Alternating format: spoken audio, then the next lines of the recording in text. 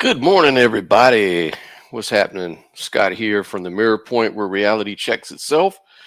Hey, I just wanted to react to Alex O'Connor's video that talks about the first cause argument. And he's claiming that it's a good argument or the best argument. Not that he's saying this proves God in any kind of way. So we're going to get right into it.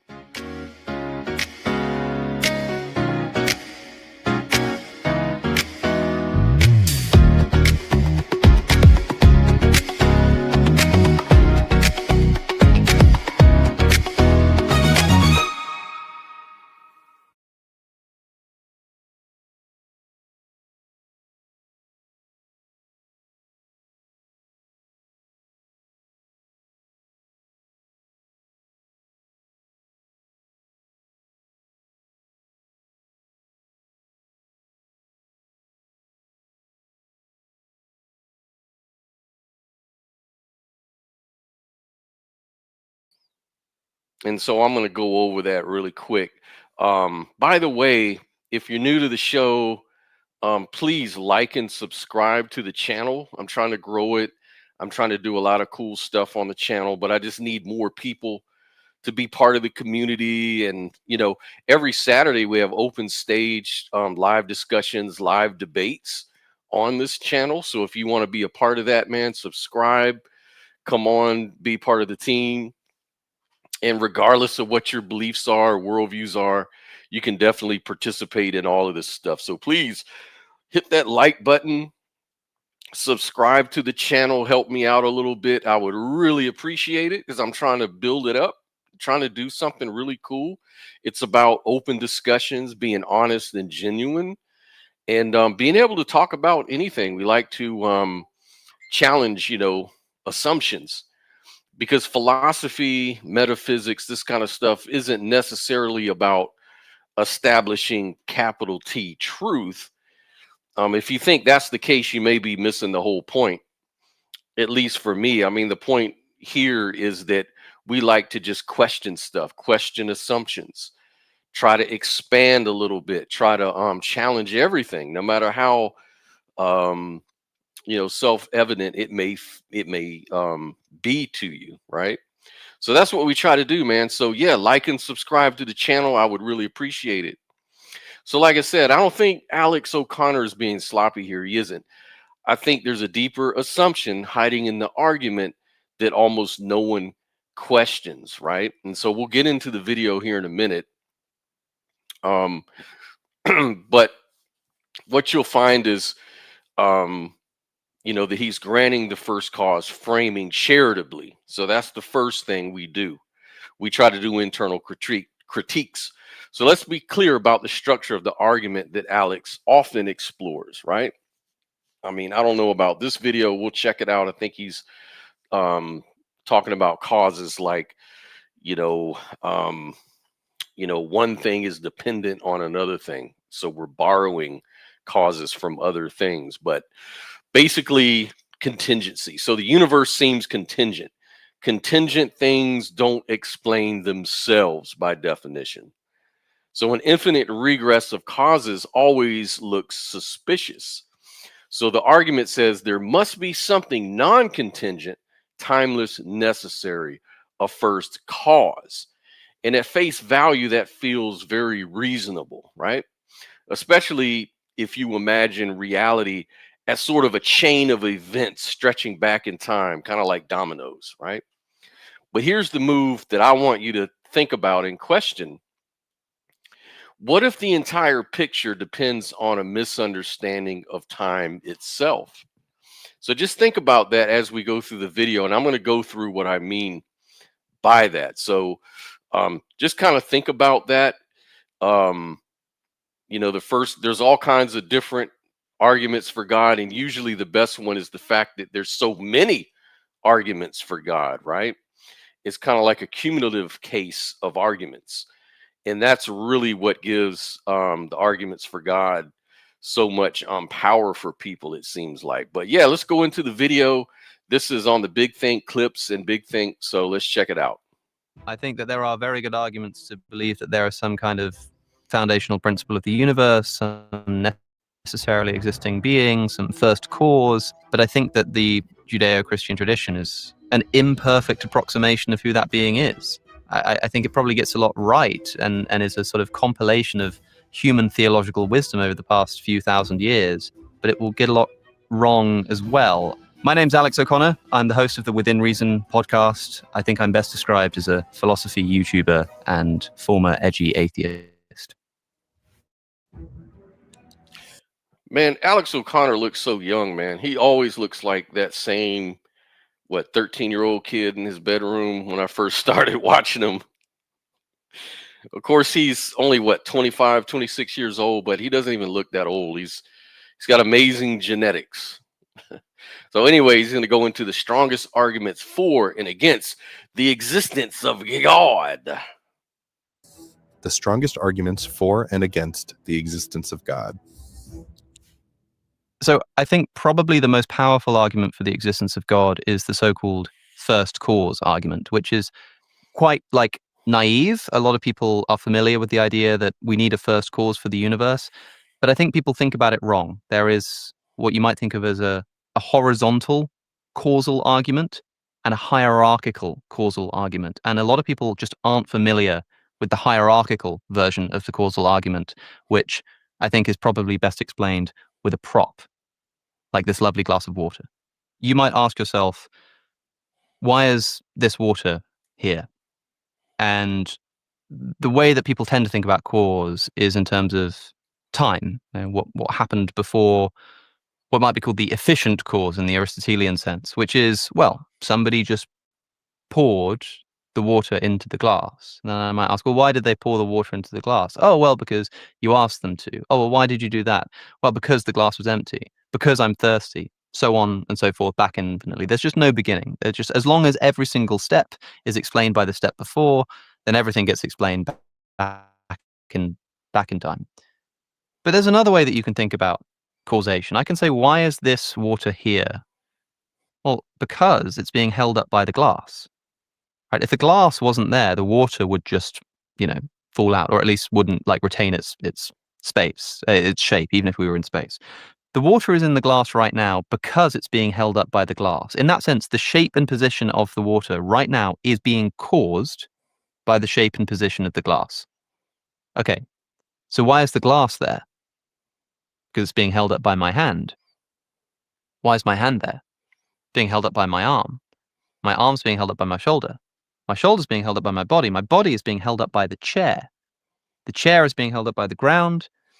So the issue that jumps out to me is we still have to get into a time issue, because still, if there wasn't a ground, or if there wasn't it's kind of like the old analogy or joke that says, the first ingredient to make a really good cake is first you have to have a universe. So time kind of still is implied in this argument, in the sense that first comes this, then comes that, so that this other thing that can be produced in order to do this other thing, and on up the chain of causal events, like this causal chain, as they call it, right? So, you have to have a universe in order to have an earth, in order to have a ground, which can, be sufficient for evolving creatures that lead to humans that can hold glasses the way they do. And the same goes true with water and all the things that make up what we see. So it's sort of limiting, but that's just my thought, just thinking about it right off the bat. Still, so in other words, it's still assuming time in this whole thing, and evolution and all of that. The ground is being held up by the foundations of the building, and so on. And if you kept going, you might get to the gravity that's pulling the building down. You might get the forces of nature which are holding the earth together. But ultimately, all of this is happening now in a time slice and hierarchically. This isn't some causation that goes back in time. It sort of goes up and down, if you can see what I mean. So, well, there is a reason why that... I guess that's the question I have. It still depends on time. You still borrow from this aspect of time, because time is the ingredient you need in order to have causal events. and to have things to hold up, right? I mean, he's not really specifying that out, but it seems like he's looking at an external world of things. And I know that he believes in evolution, he believes in a lot of these things, a lot of these concepts, right? Scientific concepts. So I'm not really sure about that. It seems kind of weird to me, but maybe you guys have some thoughts. Kind of causation cannot go on infinitely. And that is that in each stage of this Hey, causal Joel. chain, the causal actor doesn't have any causal power, except insofar as it borrows it from something more fundamental. I'll try and put that in simpler terms.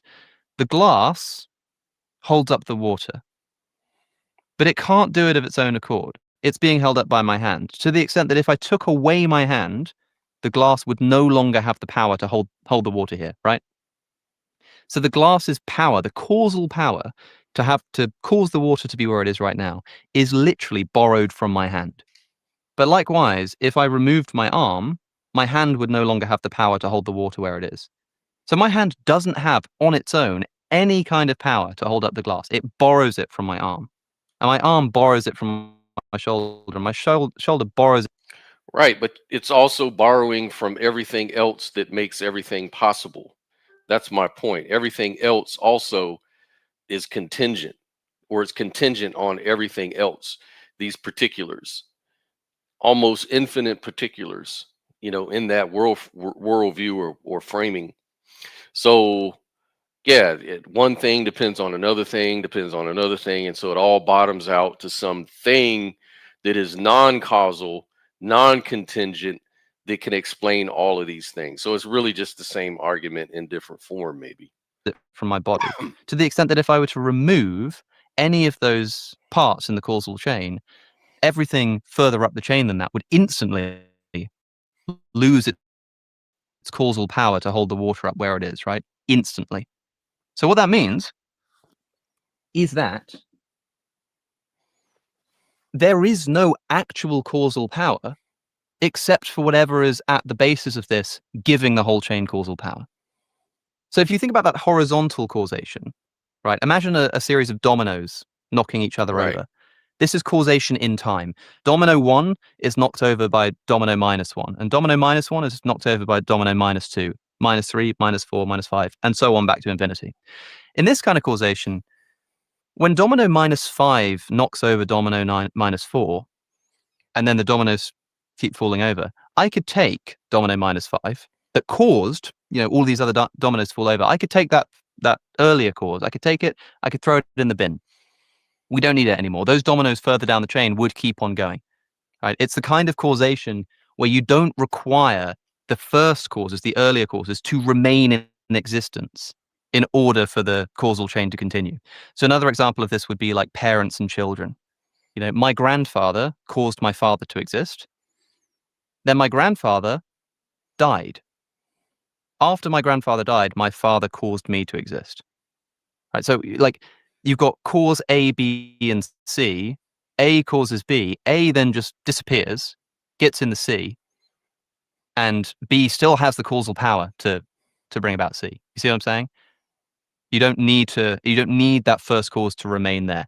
But that's in this so-called horizontal causation, right? Hmm. In a hierarchical series of causation, you can't get rid of the earlier cause. And when we say earlier or first or fundamental, we don't mean in time.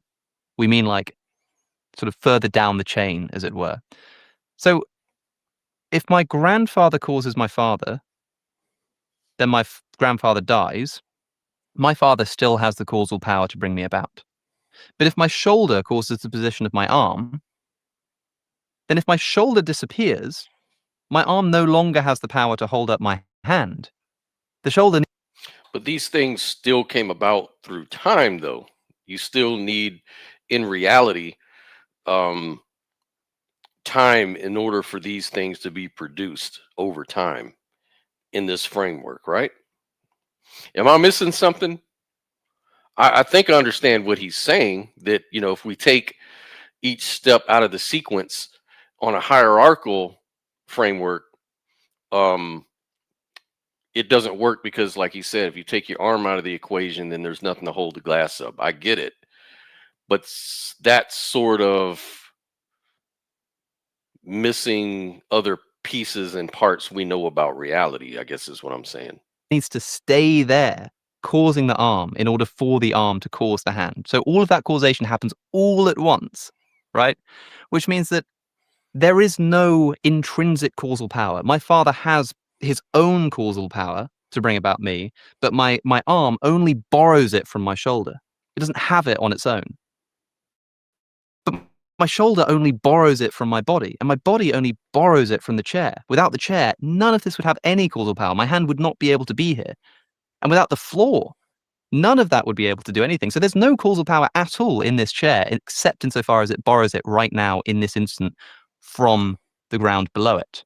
So if this just goes back infinitely, well, this borrows from this, and this borrows from this, and this borrows, and that goes back on literally infinitely, then there is no causal power at all. Because it's not being borrowed from anywhere. It's like everyone is just borrowing from another thing which has no causal power. It only gets its causal power where it's borrowed it from something else, which has no causal power. So where did it get it from? It borrowed it from something else, which has no causal power. So where did that get it from?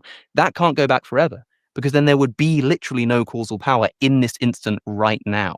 So unlike the temporal thing, where you can go back in time and imagine that that just sort of goes on infinitely and there's no first cause, because each individual causal actor in the chain has its own causal power to knock over the next domino.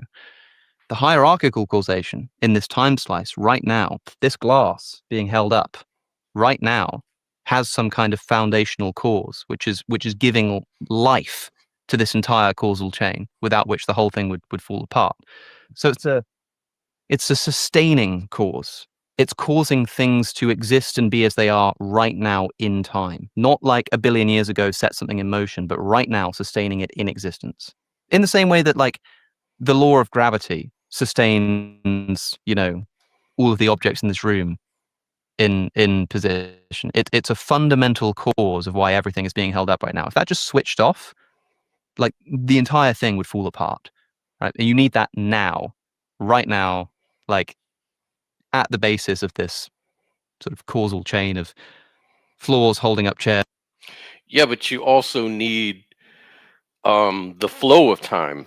It seems like what he's doing is he's trying to isolate each moment as a thing that's fundamental to another thing. And that's the problem I have. Our experience is fluent. It's not isolating each little event. And chairs holding up buildings and stuff like that. And so you might say, well, maybe the fundamental cause there then is something like the law of gravity. Fine, but you might want to ask sort of what's holding the law of gravity in place. What's making sure that it won't stop working tomorrow? And this is the sort of great debate with something like this argument. And there are lots of technical terms that you can throw in there. You can talk about contingency and necessity, and you can talk about per se and per accidens causal chains and stuff. But let's just do away with that for a moment and just think about it in those terms. What is holding up, this invisible microphone that I promise our listeners is above my head right now in place? And, like, the depth of explanation you go to will be context dependent. If I say, what's holding up that microphone? Our audio engineer might say, well, it's the mic stand, right? Well, there's ways to explain it. Depends on your framework. You can come at it from a philosophical view. You can come at it from, like you said, an engineering's view, just a regular person's sort of layman's point of view, like as an observer. Maybe a scientific view. I don't know. But the physicist might say, oh, it's the floor pressing up against the mic stand. Right. But the philosopher will say it's whatever is at the foundation of that causal chain, giving causal power to it all. And that is the strongest version of a first cause argument, I think. One that's insensitive to time, and one which requires that first cause to exist right now. Okay, there's another way to look at it. So I'll try to do my best here. because let's take it from like me, a non-dualist. How would a non-dualist sort of look at that whole thing about God or whatever? Okay, so we have to look at the hidden assumptions here. So time as a snapshot. So with most of these classical or modern, like the one he's saying, there's discrete instance or discrete things that we can point to, like event A happens, then event B, then event C. And eventually, like you said, what started the chain? But that picture of time already sort of smuggles in a metaphysical assumption that reality is made up of momentary snapshots stitched together externally. And that applies even to the hierarchical structure that he's talking about. And here's the problem. We have this extended present. Why snapshots can't produce time? How can I say this? So, like, your actual lived experience of time is just not a snapshot. Your present moment, like he said, is more like, but it's more like a short movie. So it includes what just happened, what is happening, and what is about to happen. This is something called the specious present. But the name of that doesn't really matter. What matters is time is directly experienced as an extended whole. So here's the point. The sum of any number of zeros is still going to be zero, right? If an instant has no duration, then stacking up all of these instants, no matter how many, can never produce like a continuous flow because they're all snapshots. They have no duration, right? So if time were really made up of durationless moments, there would be no lived time at all. Yet here we are, experience flow, continuity, passage of time. And why this matters for this first cause argument is it basically depends on time being a container that reality sits inside of. So it's made of discrete causal steps, and they can be traced backwards until we hit an explanatory wall. Like you go all the way back. But if time itself only exists as an extended structure of consciousness, then the causal chain model just collapses. You're no longer dealing with events lined up like beads on a string. Instead, you're kind of dealing with a single temporal extended field of experience that is already whole.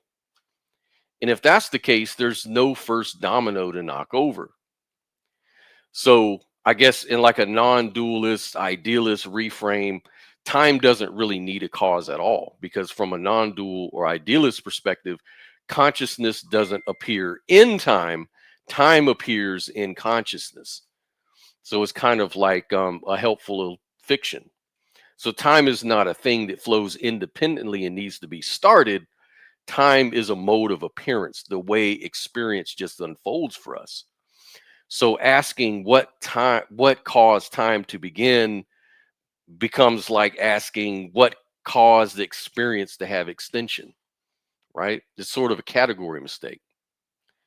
So why God is a first cause start to look kind of redundant is that you notice something really interesting. The first cause is usually described as timeless, necessary, not composed of parts, and is the ground of all being. But that description is doing the exact same explanatory work that extended consciousness already does. You know what I'm saying? Does that make sense? Because if temporal flow is intrinsic to our experience, the consciousness, and it's not assembled from discrete moments, and it's not waiting to sort of be triggered or knocked over, then the work God is supposed to be doing, like starting the timeline, has already been done by misunderstanding time in the very fucking first place. So I'm not saying that this disproves God.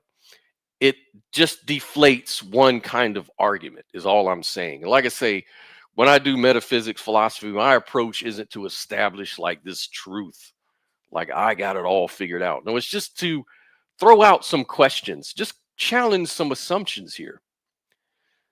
And this is important. So this doesn't prove God doesn't exist. It doesn't refute theism as a whole. It doesn't even refute all contingency arguments. But all it really does is it kind of shows that the first cause argument relies on a snapshot model of time that collapses under, you know, phenomenology. You know, once you see that time is an extended whole and not just an infinite stack of non-duration instants, the urgence for like this starter pistol sort of disappears. So the real question isn't what caused the first moment. The deeper question is, why do we assume that reality is made up of moments at all? Because if the present is already whole, extended, and self-unfolding, then maybe reality doesn't really need a first cause. Maybe it just needs to be understood differently. That's just one way to look at it, you know. And yeah, it sounds like the whole, like you said there, which I can't wait to read that book. It's the same thing. And thank you, hermetic idealism. Yeah, because that's the idealistic view of this kind of stuff. Anyways, this is why you have naturalistic idealism and non-duality. That really the only thing we really know is what appears in our awareness. That's our epistemic foundation. And all this stuff about God is just a big assumption that there's this first cause, first mover, all of this kind of stuff. Not that that's not true necessarily. I'm not saying it disproves anything. There's just different perspectives on looking at things, right? And a lot of work goes into these different perspectives. Like there's a physicalist view, and there's a lot of robust, rigorous arguments for that too, that you can't just easily dismiss. But for everything, there's always a different way to look at it. And at the end of the day, I kind of feel like we only resonate with stuff according to who we are as people. You know, we're all individuals. So anyways, I want to go back into the video and see what else he has to say, because I think he comes up with other sort of arguments for God that he likes.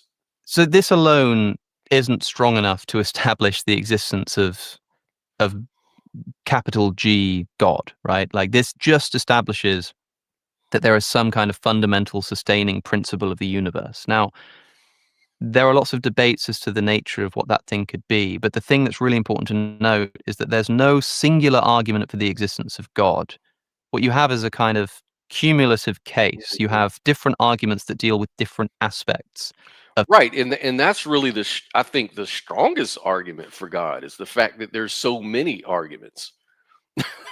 Not all of them can stand alone on their own, but when you put them all together, it sort of comes up with a strong argument for God that you have to refute each and every one. Now, that doesn't prove anything either at the end of the day, but it does make for a strong argument, the cumulative case argument. God. So this kind of causal argument is discussed by Thomas Aquinas in his Summa Theologica. He gives 5 famous ways of sort of showing the existence of God to be true. And the first 3 are kinds of causal arguments. You have to then do more to get the attributes of God. You have to do more to show that this thing is not material, that this thing is certainly more to show that it's like good or loving or anything like that. But so Aquinas has an argument from change. I mean, it's called the argument from motion, but motion just means change in some sort of older dialects of philosophy. So Yeah, and this argument from change is kind of related to why is there something rather than nothing? And something I thought about with that is that really you could reframe that question of why is there non-zero temperature rather than nothing, rather than temperature, or rather zero temperature. And the reason I say that is because, you know, motion depends on energy, and energy depends on or actually, motion creates heat, which creates energy. So there has to be a prime mover, you know. So you could also reframe it like, why is there temperature in that case? Why is there energy? Because energy depends on that movement, but that movement sort of depends on energy. So that's why energy seems to be more fundamental. But energy comes out of movement, right?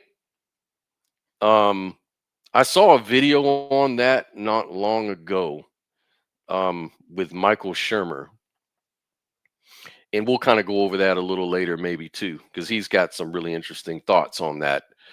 Probably going to say it a lot better than me because I just borrowed that from him. But anyways, let's keep going. He leans quite heavily on Aristotle, and it gets a bit complicated, but he'll say something like, for something to change means that something which is potential becomes actual. That's what change is. Like a hot cup of coffee will cool down because when it was hot, it had the potential to become cool, and that potential was actualized. Potential can only be actualized by something which is already actual. Potential can't be actualized by potential. Like if the coffee cools down because it's in a fridge, the potential coldness of the coffee can't be brought into existence by the potential coldness of the fridge. The fridge has to be actually cold in order to bring about the potential coldness in the coffee, right? It can't just be you've got a potentially cold fridge and a potentially cold cup of coffee, and the potential coldness brings about the potential. No, you have to have an actual thing actualizing the potential in the coffee, right? Right. And this sort of reminds me of the mathematical universe. That potential is described in mathematics, and a lot of physicalists, they're called mathematical physicalists, will say that fundamentally everything is just math. Math is an abstraction. It's the description of potential. And that's what everything is based on. But the problem is, like Stephen Hawkins asked, what breathes fire into the equations that describe our reality? So what causes that potential to actualize? What causes those abstract mathematical equations to create the universe that we describe with those abstract numbers, right? Kind of the same thought. And that's what he thinks change is. But you have another kind of causal argument then. Any instance of change where something potential becomes actual, there has to have been something actual to actualize it. But there will have had to have been something to actualize that thing, and to actualize that thing, and to actualize that thing. And so Aquinas sort of follows this causal chain and says, again, at the beginning, there must be as Aristotle might have had it, an unactualized actualizer, something which is pure act. Now, this gets really kind of technical and weird, but Aquinas then tries to draw out why it would be that if something has zero potential in it, it can't be material, for example. Because if something is material, you could potentially divide it. You could potentially move it. There are things that are like potential about it. It has potential qualities. And so if the first cause of the universe has to be pure act, no potentiality, pure act, then whatever is the cause of the universe can't be material. Well, there's also a non-dual sort of explanation for that too. Like this has to do with the notion of nothing. So nothing is devoid of any laws. So nothing is devoid of any constraints, because constraints are the work of laws, aren't they?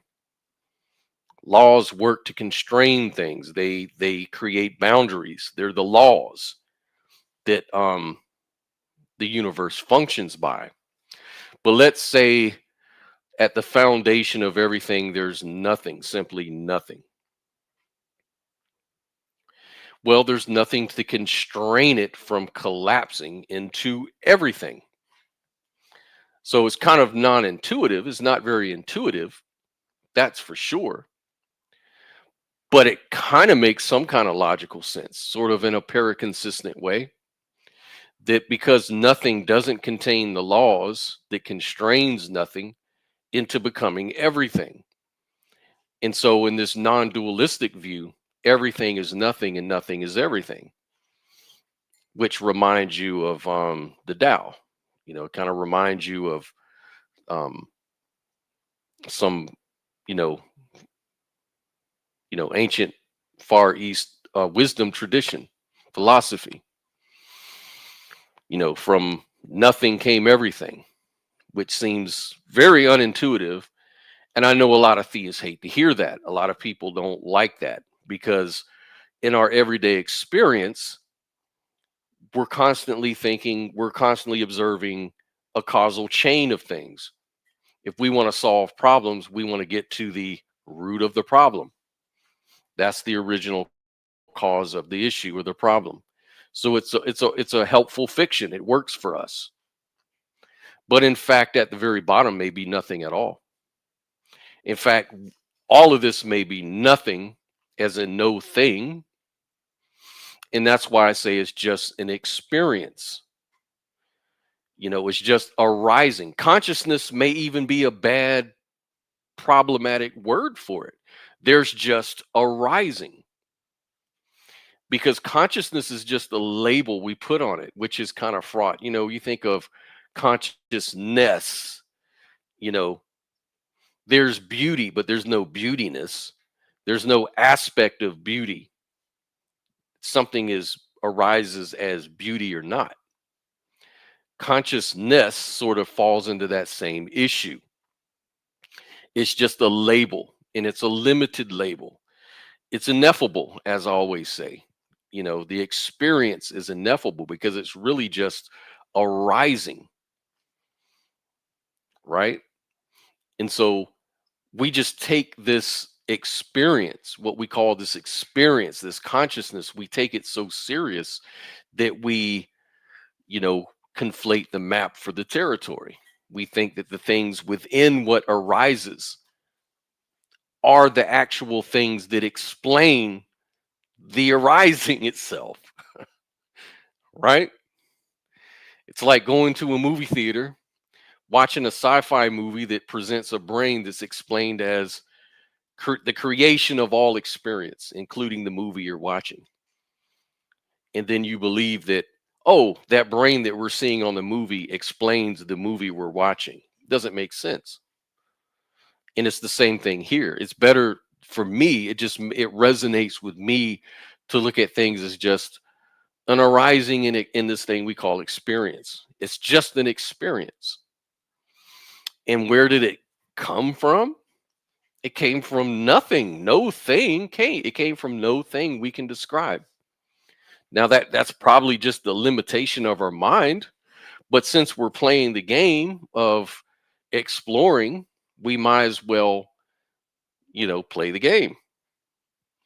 Let's do the logic. The logic is sort of entailed in this arising. I experience, so I know that I'm having this experience of reality. That much I'm really know to be the case. It's sort of self-evident. But along with that is this logic that says I can't exist and not exist simultaneously and in the same sense. So that's the first law of thought right there. And so it all kind of rises up together. And so we might as well work with the tools we have. And that's kind of the way I approach it. So I don't look at it like I'm out for capital T truth. I don't think I'm capable of finding that out. But it seems like being closer to truth would be to say that actually everything is just a flow of experience. That's the best I can probably do if I'm being humble. So now we've got an immaterial first cause of the universe. And then we carry on in a similar vein using different arguments to show why this thing must be outside of time, outside of space. And you end up with something like a spaceless, timeless, creative first cause of the universe, powerful. All of that is assuming this outside world that explains our experience itself. Enough to bring the universe into existence. And if you don't want to call that God, that's fine by me, but I think it will suffice for most people. The strongest argument against the existence of God as traditionally conceived is undoubtedly the problem of evil. I prefer to say the problem of suffering, because a lot of the time, being an ethical emotivist especially, A religious person will say, well, how can you call anything evil if you've got no standard of goodness? Okay. Well, suffering, that's a good point. To say something is evil would say that you would have to have a standard. And to me, that standard would be experience. Experiencing suffering is something that I label as bad or evil because it's something I don't want. And those wants, those desires, pain, these things that I'm trying to run away from arise in my experience of the world. And yeah, a lot of that is out of my control. This is the hard problem of solipsism. If solipsism was true, then why don't I have control of my experience? Why do I experience things I don't want? So this is kind of a big strike against solipsism. But then the more parsimonious thing would to say that this, suffering and things of this nature is just what I know through experience itself. And it's uncontrollable. It's not in my control always. So the datum of truth in that case would just be nature, the nature of experience. But it makes you wonder if I feel that I don't like, pain and suffering. I know I don't like this. So why is this God causing this suffering? That's not a nice thing to do. I wouldn't cause it for others because I don't want it caused to myself, right? And so, yeah, it's a very compelling argument against at least the idea of an all-loving, all-knowing, all-powerful God, right?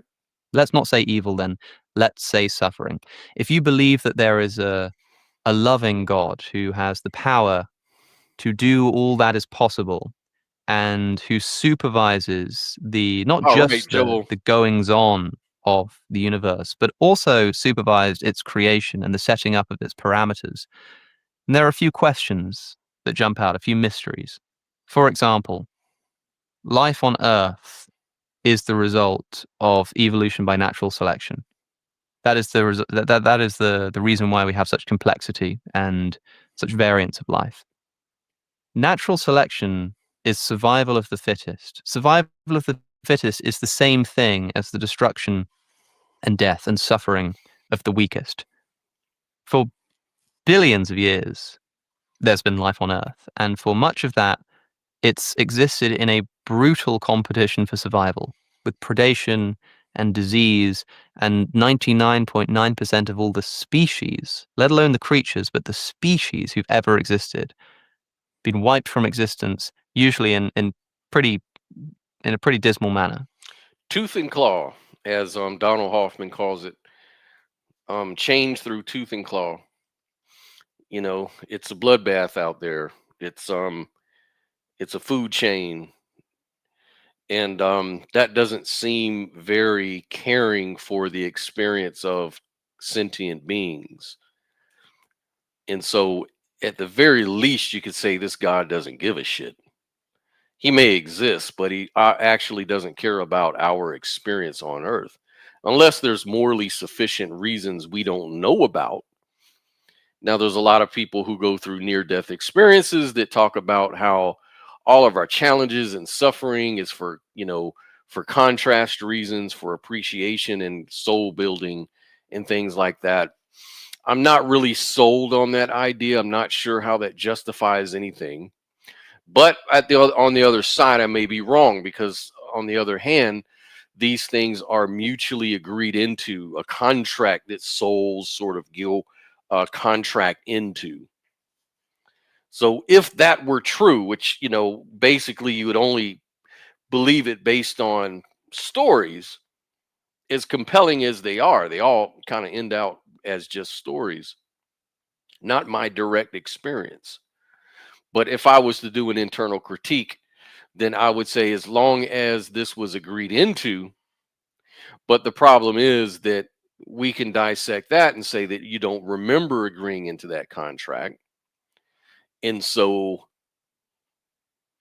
how this is still going to be a moral issue, because it's almost like, if you don't remember, if there is no um continuity between you as a soul and then you as a being on the earth, your nature is different. So you're in all aspects a different person.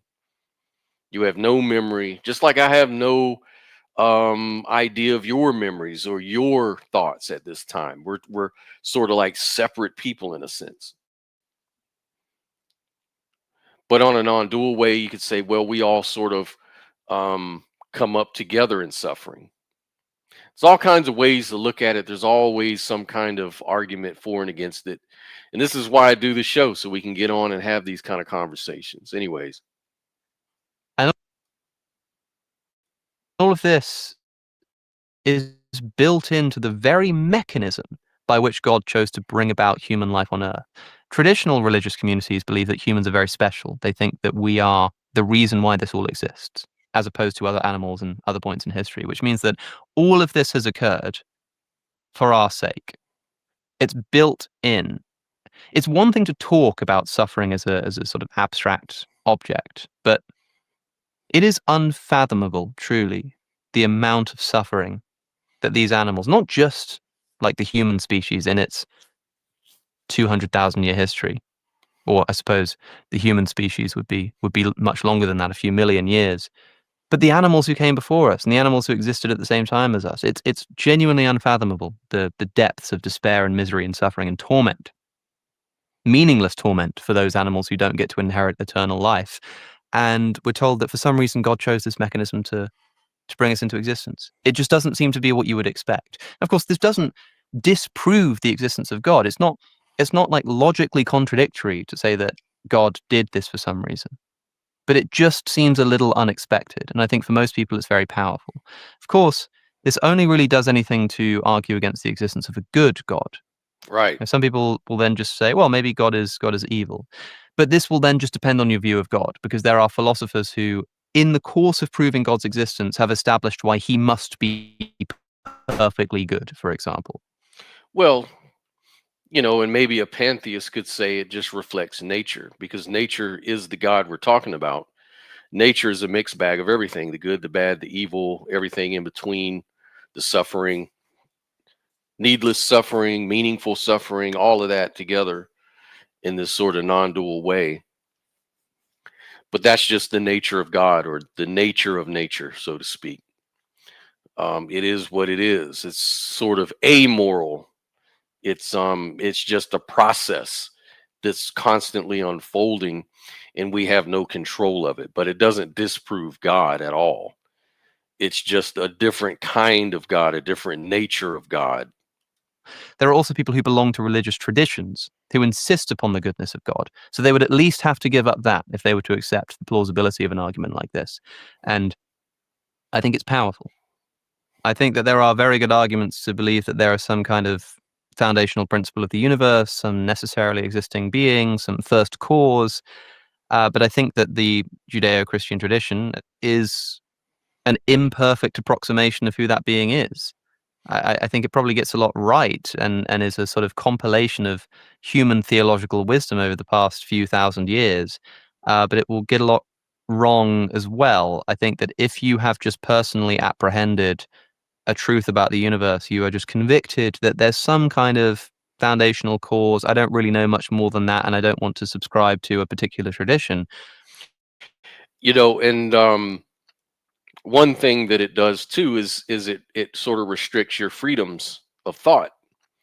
In my experience with Christianity, is when you become part of these religions, you are it's sort of like training. You're trained to believe certain things, and if you don't believe other things, those are the foundation of judgment. That God will judge you based on these things that you don't believe, even if these beliefs sort of disrespect your intellect. They sort of disrespect your what really truly convinces you. You're not allowed to be genuine in that way. What they want is belief. What the God wants is belief in him and to do his will. And that's been my experience in religion, and it is for a lot of people. If you talk to a lot of atheists, they seem to have been church hurt. They got hurt in church because of these sort of things or something like that. And it's true though, a lot of these religions do that. It's all based on being in lockstep with the authority.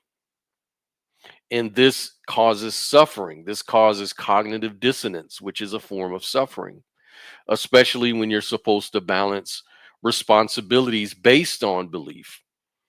You know, you spend a lot of your time, your energy, your life, blood, sweat, and tears into supporting organizations that may not genuinely reflect what you believe. And you do so because of fear, fear of God's, fear of disapproval. Maybe you have an entire family that you're raising in the religion and you just can't turn around, and then they make you feel like, well, where am I going to go? If I leave this religion, if I leave my faith, then what? So I know all about the indoctrination. I understand how that works in many cases. I can't say they all are like that because I've never experienced all religious organizations naturally, but a lot of people will attest to that fact. And then there's a lot of good points about religion too. There's a lot of good things about devotion. There's a lot of good things to say about community, um, things like that. You know, finding strength in your faith or whatever the case may be. But there's always a trade-off. There's a trade-off with anything, and you as a person have to decide what's more important to you. But sometimes that fear is so strong that it sort of distorts your entire thinking, and it's a psychological mind fuck. And so religion sort of promotes a lot of this fear and abuse. I say more power to you.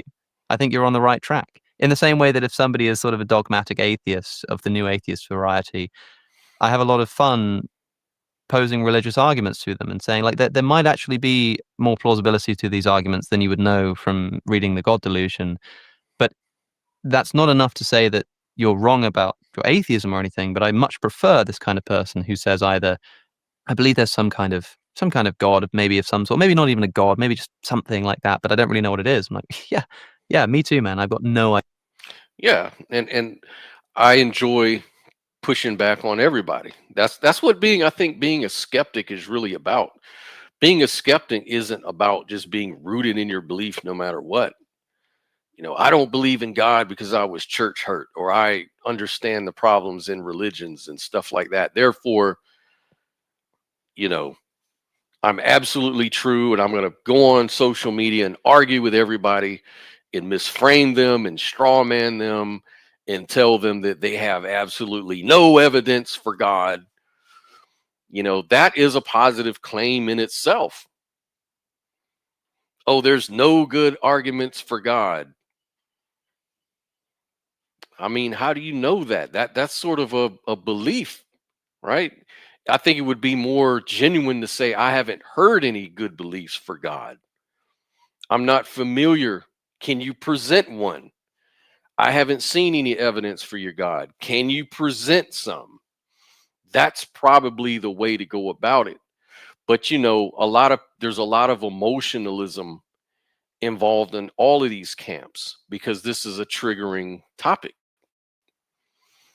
Especially with keyboard warriors. Everybody likes to be keyboard warriors and throw insults and stuff like that. And if you're an atheist, then religious people are going to be your damn target, and vice versa. And so then that exists. But what I rather enjoy is open dialogue, fun dialogue, challenging questions. Challenge me on my views. Let me challenge you on your views with your permission. And let's have an open discussion. Why not? What are we afraid of?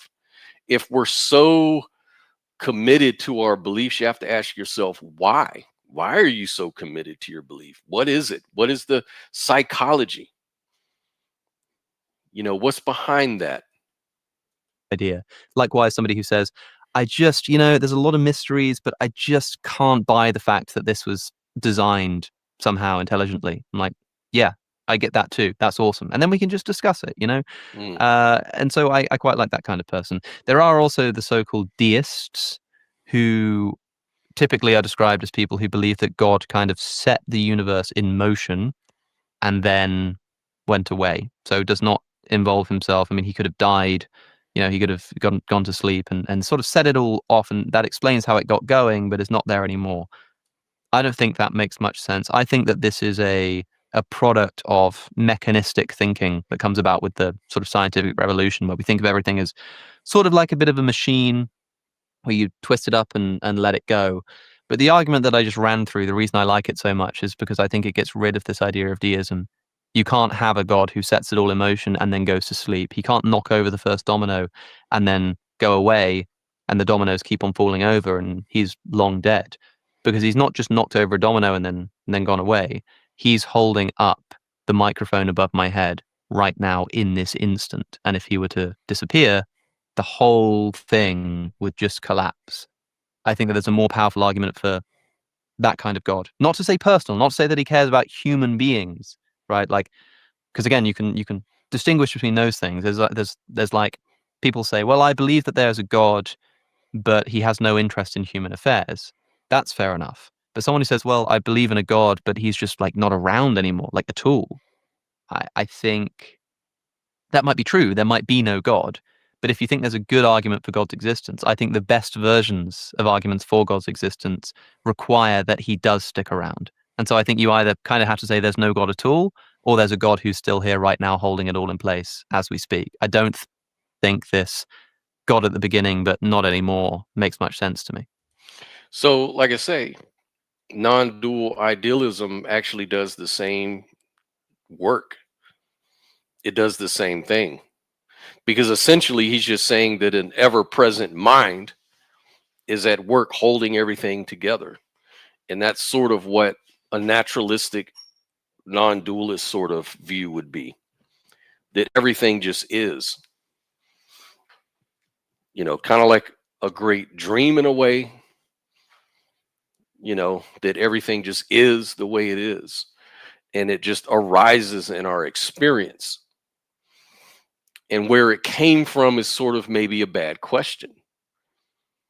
Maybe there doesn't need to be a first cause in this linear thing, because that's sort of smuggling in the idea of a snapshot reality that has no duration. Each snapshot has no duration, but if you stack them all together, it creates this long linear chain of causation and time and all of this kind of stuff. That's just something about that is based on a lot of assumptions. Even in physics, I think we have something similar to idealism or non-dualism called the B theory, block universe, that everything just exists as a block of time and events in past, present, future are all equally real within that block, right? And this sort of is the basis of a lot of things that we understand about time. Time dilation, you can slice time events into little slices or whatever in order to go a certain path and arrive at the future for someone else in one part of the block, as opposed to going into the past or future at another part of the block. Just depends on your movement within that. If you want more information on that, I would look at Brian Greene has one about the block universe theory. Brian Greene, he's I think a mathematician or theoretical physicist. Really, really interesting guy. Sean Carroll is another one who talks about that. But they have an ultimate view of a non-dual kind of possible universe that we live in, a reality. And by the way, if you have any thoughts, man, I posted up the link there if you want to jump in and we can discuss whatever. You got any questions or any beliefs that we can talk about? I got a few minutes here. We can do that. But yeah, it's really interesting. I also wanted to look at, if I can find it, I saw a video on here it goes. Michael Shermer, and he talks to Chris Edwards, who is a who talks about that a little bit. Kind of talks about um, the order. You know, the discovering science may came in the wrong order. The laws of thermodynamics were discovered well after the creation of algebra, classical physics, and chemistry, but are perhaps more important to our basic understanding of the universe. So he argues kind of that AI will be able to understand science outside of the traditional chronological development of science and unlocking new potentials and perspectives on how to view the universe. And he talks a lot about, you know, the so-called beginning, you know, and the first cause kind of arguments, and frames it in more scientific ways, right? Um, so let me see if I can share that a little bit, and we can kind of go over that. I'll just kind of pick it up somewhere. Freaking ads. Here we go. Let me share. Share screen. Here we go. And I'm just going to pick it up wherever and see where we're at and pick up on it from there. But there are some things that can be done in terms of mathematics that I think will clarify the models that are very easily testable. Now, why do some scientists, I've heard Sean Carroll, for example, say, He's a genius. He is such a wonderful writer, by the way. So oh yeah, he's another one of the great writers. But on the entropy question, like if you drop an egg or you drop a glass and it breaks, the egg breaks and so on. That to me, it seems like it could never go back and be all put together in one piece. The egg yolk and all that stuff all over the floor is never going to scramble back into a whole egg. But I've heard people like Sean Carroll say, it's not that it can't, it's just that it's highly, highly, super duper unlikely, right? It's like, but no, it seems like if the second law of thermodynamics and entropy is the law, then time has one arrow, one direction, at time zero. It can't go back. But so I don't really get it when they say it's right. Time is fluent. It's a flow. That's our experience. It arises as an experience, as a complete flow. You know, it's not snapshots that you can go back in time like a film on a movie, at least in the non-dualist view. It's just a flow. You know, yeah, each point in time are equally real in the ultimate picture of things. But as far as what we're able to measure and observe, no, it's just a flow. just highly improbable. yeah, I think it's in a localized way, you can kind of time travel, but you have to borrow entropy from some other system.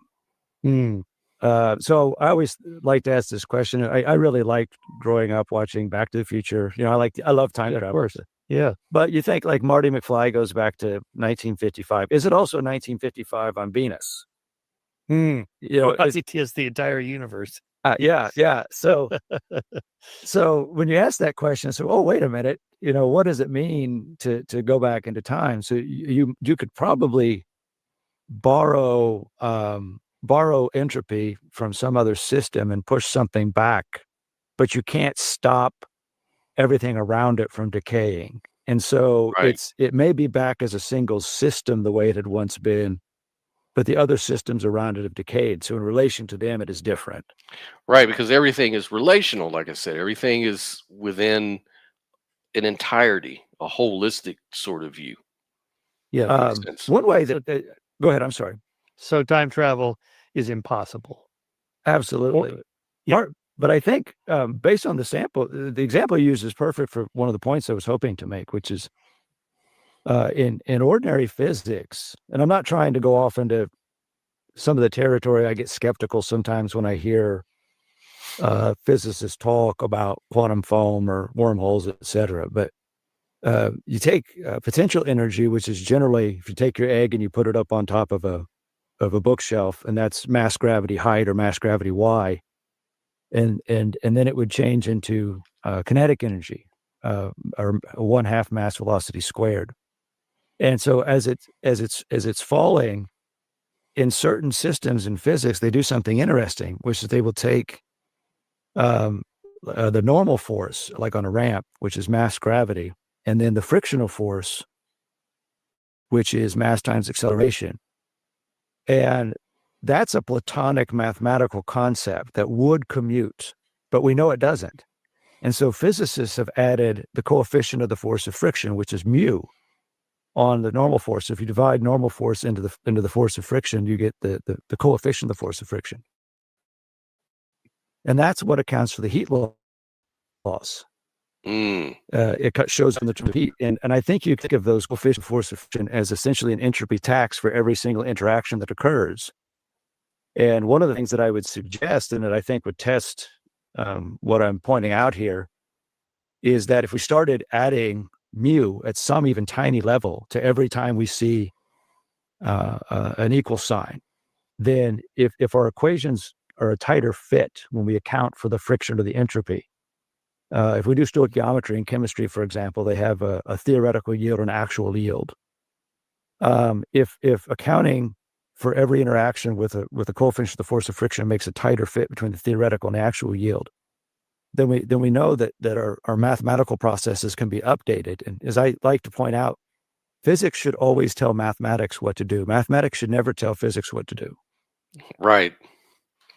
Exactly. Now, I'm not a mathematician. I don't understand a whole lot of this, like mu, what is he talking about, and all of these equations, but I understand the point he's making here. The mathematics are descriptive, not prescriptive. And so I think physicists at some level have already accounted for some of the things that I pointed out in the book. We just sort of haven't had the conversation cross-curricularly between mathematicians and physicists to say, well, we really need to take a look at since for the last century, we've known that quantum processes don't commute. Why don't we just take a look at any equation that promises commutation and sort of fix them so that we understand it connects to a universe that goes in one direction. So would it be correct to say that the universe is post-dicted, that is, determinism exists after the fact, but it's not predetermined in the sense, I should say it's post-determined, but it's not predetermined. In other words, that you and I would be having this conversation today at this time was determined 13.8 billion years ago at the Big Bang, something like that. Yeah, I mean, the fact that we're here sort of post-dicts a universe that allows for our existence, the anthropic principle. But yeah, I think James Clerk Maxwell had it right essentially in the 19th century. He comes up with what may be one of the biggest ideas in human history, which is he says, that heat melts the bell curve. Right. So that's also kind of at the end of the book. So if everything's frozen from a statistical perspective, it's just at the mean.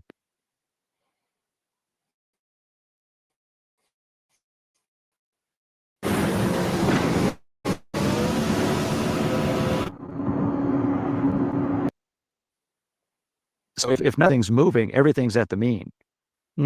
And so if you start adding heat to the system, it starts to form a bell curve and you get outlier behavior. And the more heat you add in the system. Let's back up for a second, because maybe define entropy for us and how that's different from energy, or are you saying they're commutative? they're the same. Right. Yeah, I think entropy is energy is a species of entropy, a rare species of entropy, which is to say that, again, the sun is not shining, it's decaying. It's a giant thermonuclear reactor. And so as it decays, we capture a very small amount of it that it's sheds across the solar system, and we use it. Life on Earth uses it to make temporary pockets of order, but we still trend towards entropy. And so that everything is that way. We have to destroy something to get the heat out of it, and then that becomes the energy that temporarily runs a machine. And so when you start thinking about the notion of entropy and that it's constantly developing, the first law of thermodynamics is sometimes just called work creates heat. The founder of the person that found it was Sadi Carnot. in the 1820s. His father was a genius during the Napoleonic era. And he wrote this brilliant book. I wrote the title. It was 1824, called Reflections on the Motive Power of Fire. Mm. And You need movement to get heat. That's what creates, when atoms move, that's what's creating the heat, right? And he got it wrong. It's born in confusion, and it is confusing because he essentially says that it's the heat that creates the motion, which it does. But the motion has to occur first. Right. The heat comes. But then what we do is we take the heat and put it into another system, and it creates motion. So we have to burn something to heat up the water to catch the steam to move the machine. But there has to be some initial movement. First mover. Prime mover.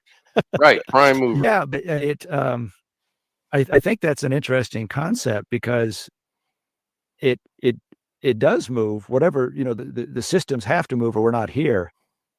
Which is, if we're going back to an initial state where everything is frozen, nothing's moving, that has to be unstable, or we're not talking to each other. There's nothing here. Mm-hmm. Mm-hmm. And so it's just a different way of asking a traditional question. Why is there something rather than nothing? It's just sort of asking, why isn't the universe 0 degrees Kelvin? Interesting. Exactly. That was my thought, is that, that's just another way to reform that same question. But yeah, anyways, that's all good stuff to think about in terms when you talk about God and prime movers and first causes and things like that. There's just different ways to think about it. And look, if anybody has any thoughts on the matter, are you a Christian?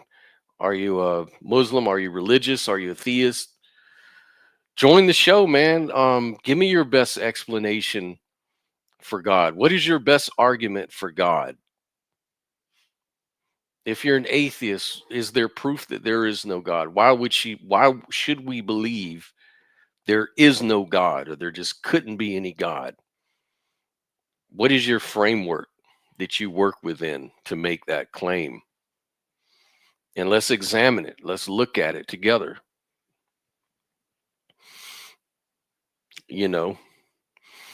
Because after all, a lot of people look at this whole God thing as kind of a source of a lot of contention.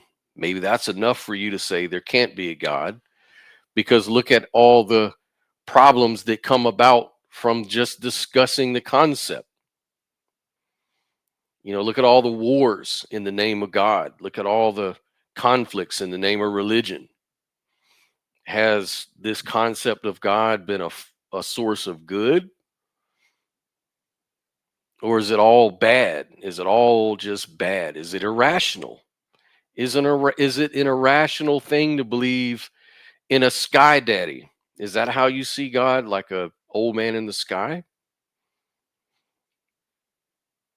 And even if not, if is this any sort of prime mover, first cause sort of irrational to believe in? Why or why not?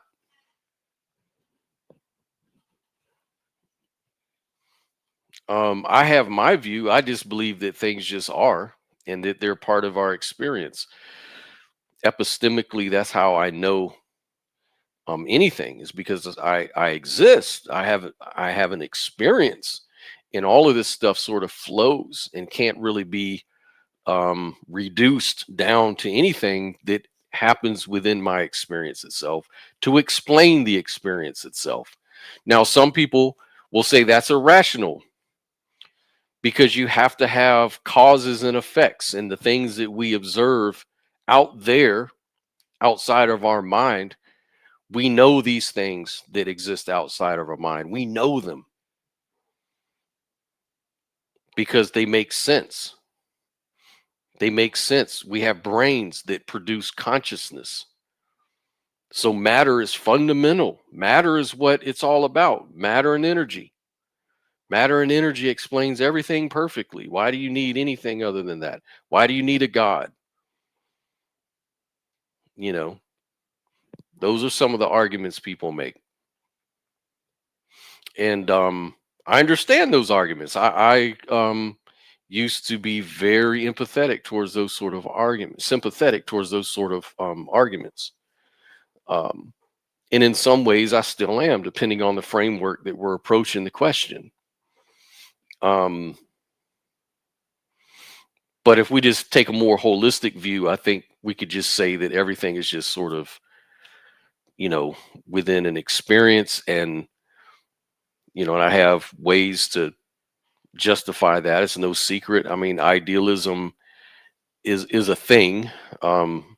It's a philosophy, but it's not necessarily what I would call capital T truth. It's just an argument. It's just a way to argue for reality. It's one way to explain things, just like materialism, physicalism, whatever.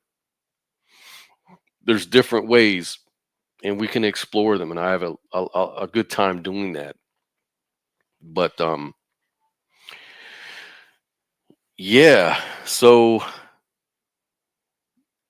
one of the things that I don't like, I would say, about some of these God concepts is the idea of faith.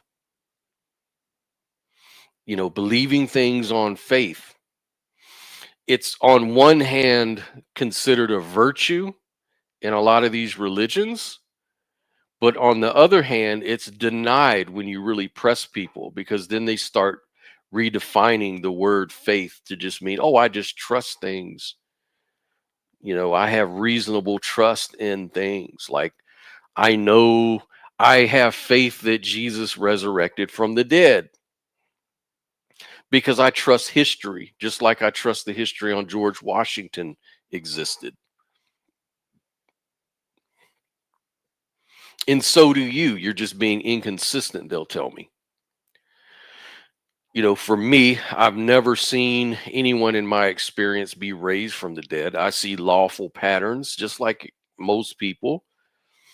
If somebody told me my neighbor was raised from the dead after a year and is now walking around, I wouldn't believe it, because it stretches my credulity. I have no reason to believe such a thing. I've never seen it happen before, and I have no reason I should believe it now. There would be other more likely explanations I would draw. But for some reason, when it comes to Jesus, the special character, there's an exception. There's special pleading in this case. Could it be it's because you were raised as a Christian in a Christian country, and you've just been sort of psychologically manipulated through fear? Could that be part of the issue with why you believe certain things like that? Same thing with atheism. You could ask an atheist, why do you say there is no God, if that's your position? If you're a strong atheist and you say there is absolutely no God, right? How do you know that? Because you feel a certain kind of way about the concept? Maybe because you sort of frame the God character as, this Jesus that was raised from the dead, and that's your concept of God, or an old man in the sky, something that stretches your credulity. And many theists will reject atheism because they'll say, well, how could there be something from nothing? How can something come from nothing? It's not intuitive. It's not intuitive that something can come from nothing. So that something at foundation has to be a personal, all-loving, omni God. It has to be that old man in the sky, or it has to be this invisible spirit that created everything, that's all loving, answers your prayers, and has been, described in holy books of various kinds. Maybe you believe that because you were taught that, or did you believe that because you actually know that's the case? And if you do, I would love to know why you believe that. Why did you, how do you know that to be the case? Come on, let's talk about it. I personally don't believe in things like that because it's not part of my experience. I have no reason to believe it. And a lot of this stuff stretches my credulity. Men being raised from the dead, people splitting the moon in half, talking snakes, talking donkeys, all of this kind of stuff. These sort of sound like comic book spirituality, like pseudo spiritual type stuff. I don't really see the value in believing things like that. Now I know there's a story behind it. They'll tell you that Adam and Eve fell in the garden.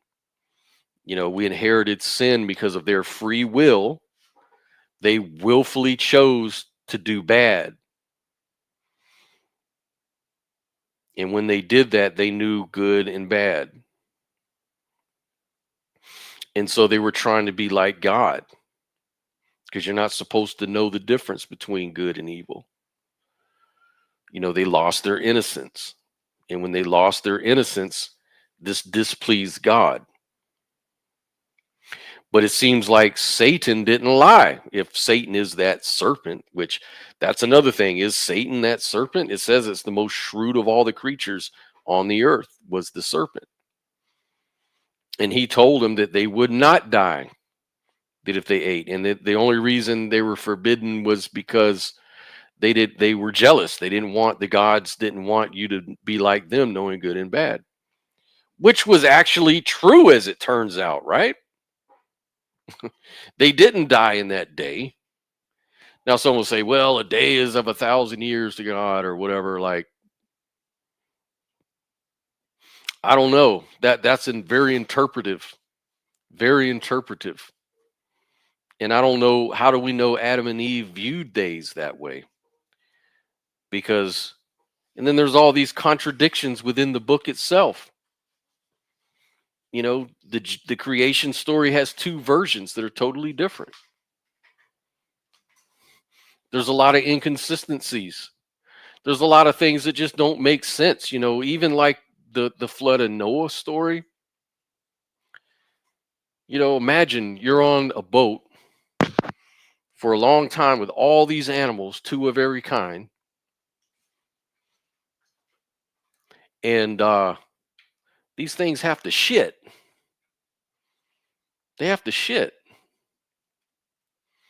And that methane that it produces would kill you. All that funky ass shit would suffocate you, would kill you. It'd poison you. All the animals would die. Right?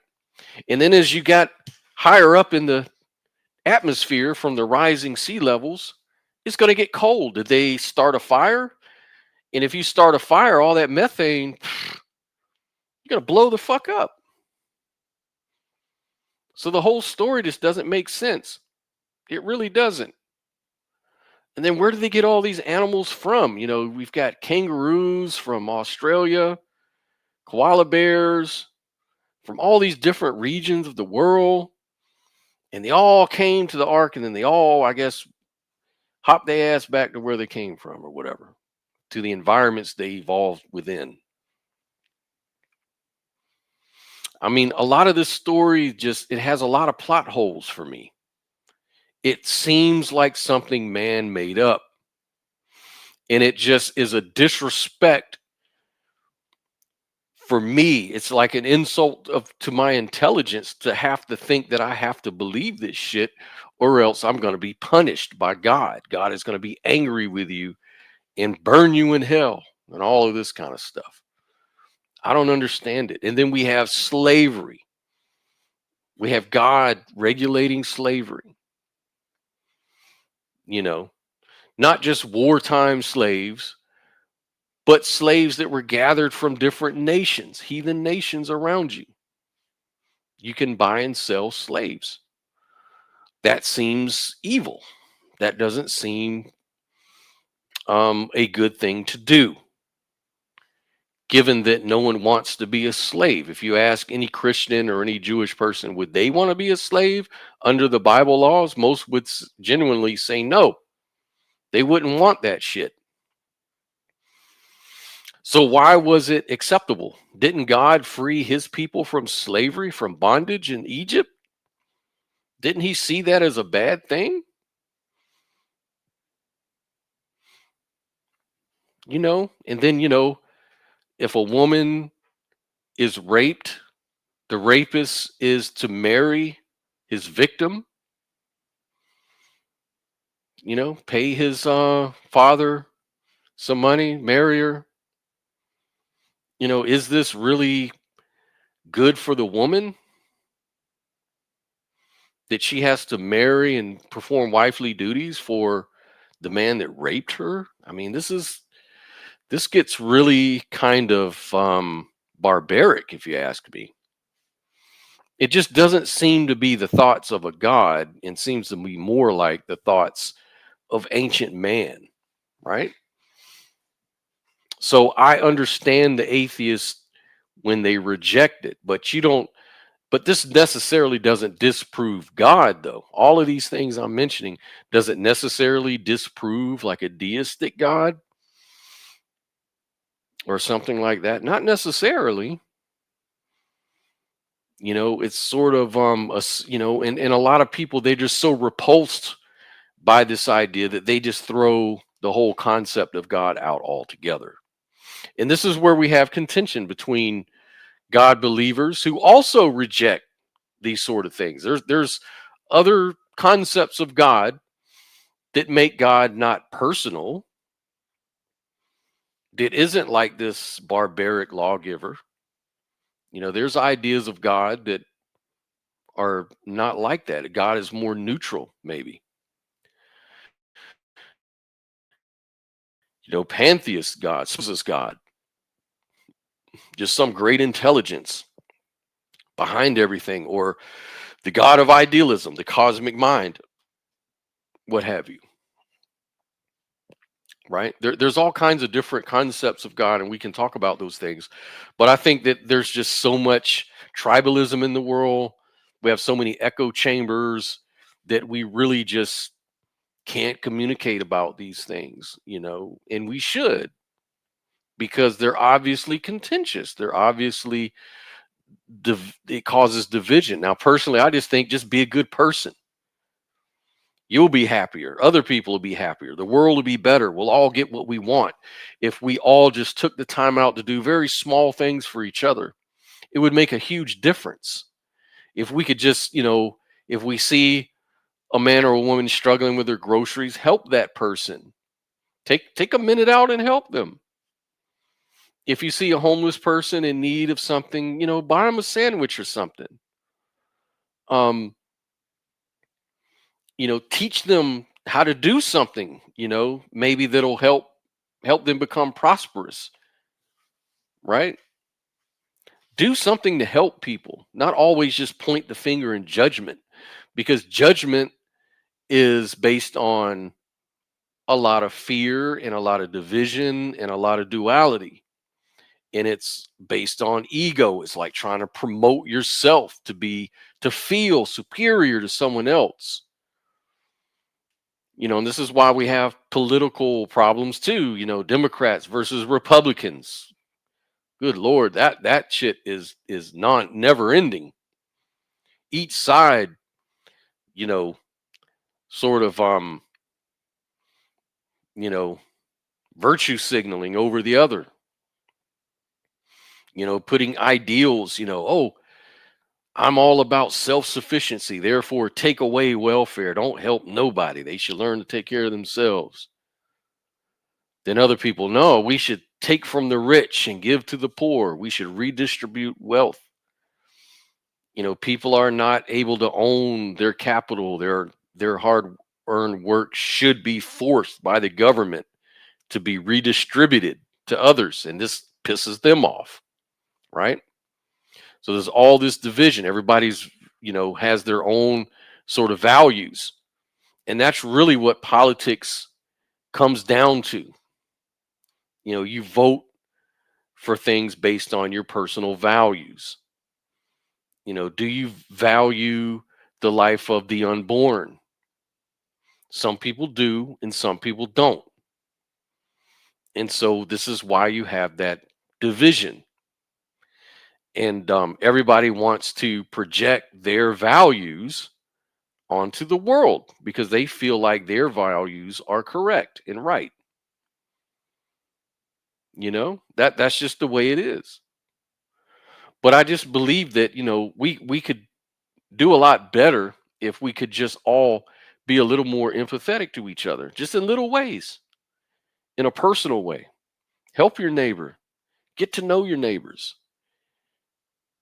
Um, become the if you want the world to be a certain way, become that person. Become the way you want people to be. You know, it's found in religious teachings like Christianity, right? It's even in that shit. Now it's also in that shit about eye for an eye and tooth for a tooth and slavery and all that other bullshit. But you know, you get my point.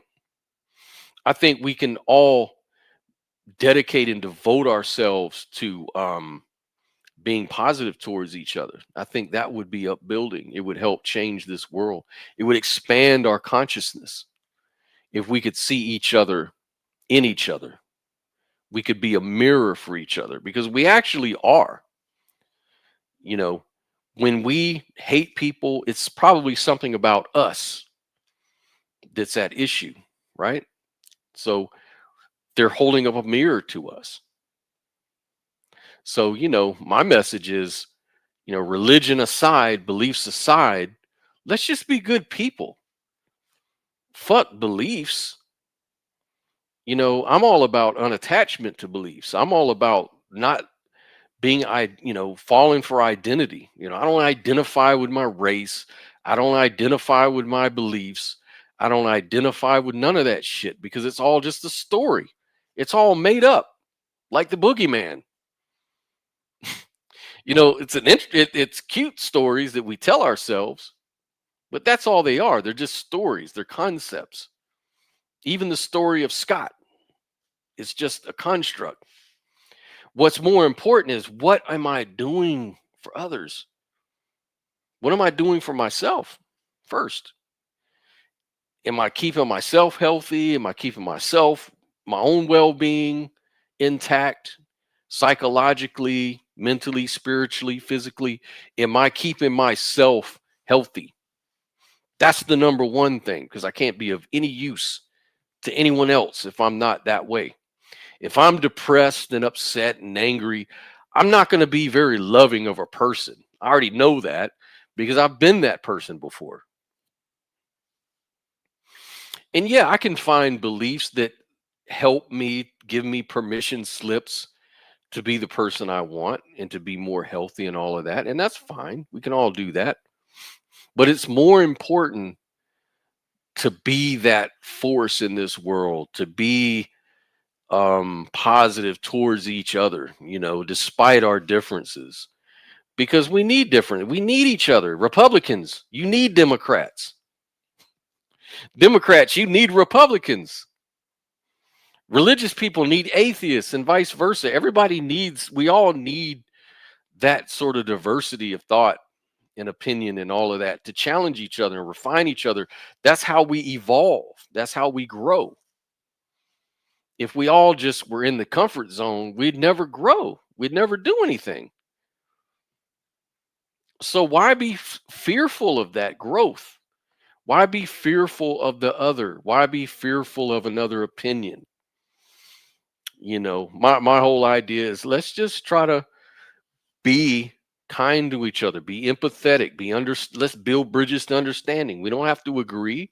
We can understand and we can still treat each other well. We can evolve together and we'll be fine. We'll be just fine, guys. Anyways, man, I don't want to keep ranting forever. I feel like I'm talking to the wind out here, but that's okay, man. I'm screaming my soul to the universe right now. And I hope you guys can get something out of it. But like I say, man, like and subscribe to the channel. I'm going to have more content each and every day. And every Saturday we have an open forum. We have stuff where we can all get together on Saturday and discuss topics, discussions, debates. Let me know what you think in the comments about today's show, about First Cause, Alex O'Connor, and these kind of things. Let me know what you think, man. If you've got any ideas for a show, videos you want me to react to, anything like that, let me know, man. Like and subscribe, and we'll definitely catch you guys on the rebound.